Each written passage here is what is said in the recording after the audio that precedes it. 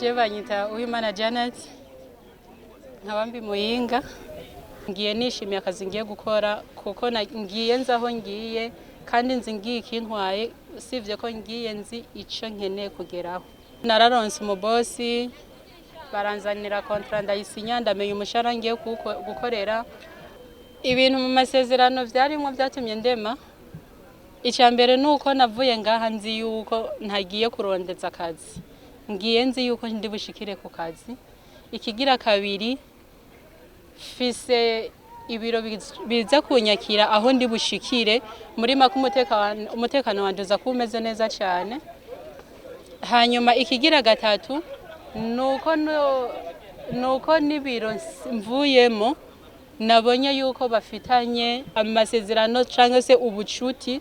Shobora kubona yuko umwanya n'umwanya ari wose nta kibazo nogira kuko hagize agahaze mu byo noba narigishijwe canke mu byo noba narasinyiye. Ndafise ahantu nshobora kwakura nshobora kuronka ubufasha burambuye. Ntabwo bamfise kuko muri make mu kurondera ubuzima kirazira kugira ubwoba mu buzima. Icambere bisaba yuko wiyemera ukamenya ati aho ngiye hose mfise Imana kandi umuntu afise Imana nta kintu kimwe atageraho.